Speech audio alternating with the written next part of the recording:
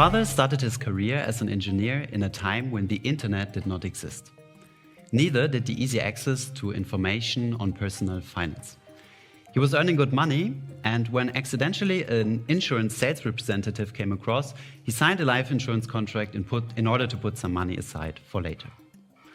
His first encounter with personal finance and investing was at the age of 50. He discovered that the stock market is accessible for ordinary people's wealth creation and not only for the multi-millionaires. He learned that at a very expensive Money Guru seminar, where he was told that even as a simple employee, he could become rich by investing in mutual funds. Financial products that were, and indeed are today, very expensive and often lack their promise of delivering superior returns. But they are one of the few opportunities to invest in the stock market in a diversified way. So he took a bold decision. He borrowed money against his parents' house in order to invest it in mutual funds. Shortly after, the dot-com market bubble burst. His funds lost in value, and he decided to sell his parts. We as a family, we needed money, and he was lacking of education and experience on investing. By selling his parts, he realized huge losses on his investment financed with borrowed money. Financially, it was a disaster, but how could he have known or done it better? His case is not an exceptional one. Hundreds of thousands out there share the same financial biography. Unaware of the availability of financial education, we trust professionals and may fall for faulty advice. This raises questions such as, where do I start with my finances? Who's a trustworthy advisor? How do I not lose money on the stock market, but still can make my savings grow in order to close my pension gap? How do I not mess it up? And is that even possible? Yes, it is. I am convinced that the best money manager is you, by following some very simple but smart decisions. Let me first tell you why I'm convinced that you can learn how to do your finances yourself, and then how. Let's start with the why. Maybe a little question in the round. Who's investing right now or put some money on the stock market? Okay. Who was already invested in 2020? Okay, that's what I was a bit expecting. And in 2008, who was already invested in 2008? Okay, very little. Okay. 2008 was my first financial crisis. Financial crises typically come with negative consequences, such as job losses, monetary losses, and in some severe cases, even home losses, like in 2008. But often, they mark a turning point, changing the status quo permanently. As I said, 2008 was my first financial crisis. At that time, I was glued to the TV, watching stock market reporters fearfully describing how markets are crashing and banks are going bankrupt. I didn't have any like-minded investors to whom I could talk, nobody to share my fears, and no social community around me to support me in order to stay invested. I had no blogs or websites at my knowledge where I could have read how to behave in such a situation. 12 years later, another financial crisis struck. But this time it was different. I will tell you why. The COVID pandemic made the stock markets implode again. Up from February 2020, the stock prices started falling as sharply as they never did before in history. At that time, during my vacation on a Pacific island, I produced a video on why investors should not panic and why markets tend to recover after crashes. I was also sharing what I will be doing in this particular situation with my personal finances. More than 400,000 people saw that video. Back then, I had created, together with my founding partner, a community of people interested in financial education. Led by the pandemic crash, we started regular streaming in order to engage closer with our community. And here's the thing that changed. Unlike me in 2008, instead of fearfully watching their TVs, young people, like many here, started investing, they seized the opportunity. They took advantage of the 30% market drop in order to buy stocks cheaper. The crisis was the beginning of a new generation of young investors who celebrated their stock market debut and took over control of their personal finances. So what was the shift between my father's time of personal finance, my father's era, and the post-COVID world? It was the time of the beginning of the rise of the do-it-yourself money managers. Now, information is freely available and had replaced costly seminars. And communities stepped up where gurus once stood. When we started YouTube in 2016, it was the second largest search engine with a huge demand on educational content. Here are two examples.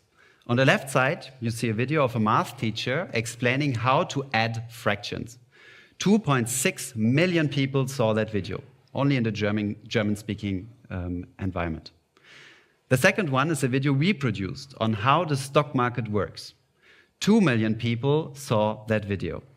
It was 1 out of 700 that we produced.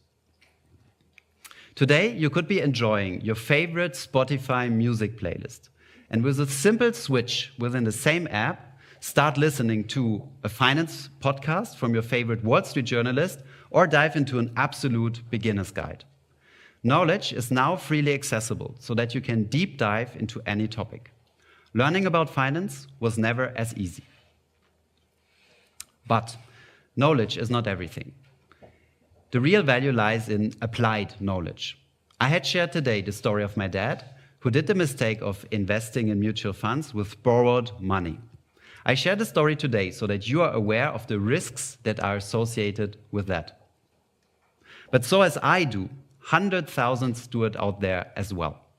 They share their stories, experience reports, and case studies openly on platforms like Reddit, YouTube, Discord, blogs, podcasts, newsletters, you name it. You can start following them. You can now learn from the mistakes others have done so that you can avoid them. Another thing that has changed is that cost of financial product fell to a record low. In the past, my father had to go to a physical fund shop in order to buy those funds and had to pay a high 4-figure commission. When I started investing, the costs were much lower, but still at 20 euros per order. Today, brokerage is almost free, permitting you to start collecting experiences with a very tiny budget, let's say 50 to 100 euros of francs per month. But broker commissions is not the only thing that fell. Also, newly, very cost-efficient funds had arisen. ETFs, for those who know me, my favorite financial product, had been conceptualized not for us private investors, but initially for professional asset managers. This is usually a good sign, as professionals tend not to fall for the shiny marketing bling-bling, but ask for high liquidity and low costs. Participating in the financial market had never been as accessible, transparent, and social before.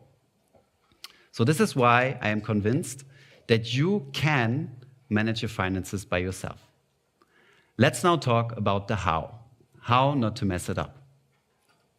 Now that you have access, learn the basics. Use the aforementioned tools for yourself in order to get the information you need for your particular situation. You're young, you have time, you want to grow your wealth or close your pension gap? Learn how to invest in the stock market in order to beat inflation. Key learnings here are diversification of risk and keeping costs low. You want to live in your own little house?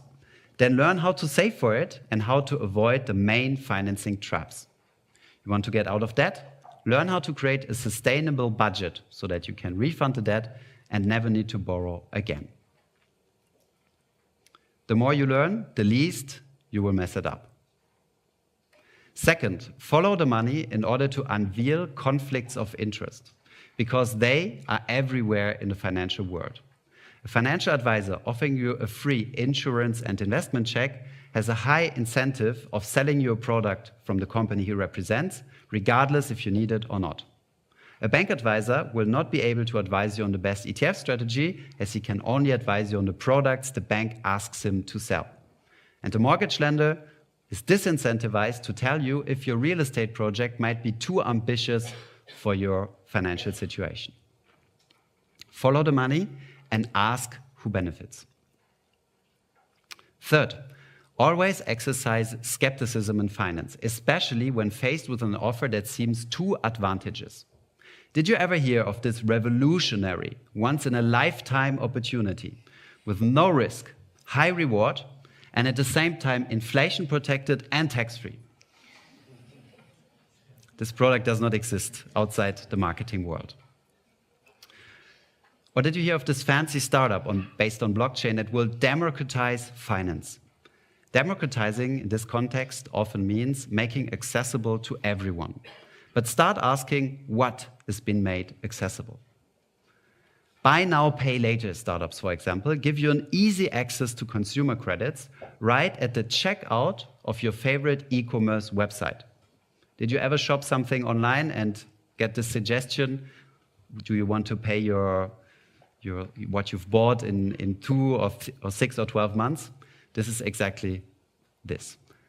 In my view, there is no need for an easy access to self-indebtment and consumer credits, or via consumer credits. Others provide you trading without fees in a highly gamified app. High-frequency trading with risky products made accessible for everyone. This usually only benefits the brokers, as more than 80% of retail traders lose money. Brokers benefit the more you trade, you risk losing more. Don't get me wrong. Revolutions in finance benefit many in the emerging nations. But in Europe, you should be wary, because often the innovation is not in the product, but in the marketing strategy, making you buy something.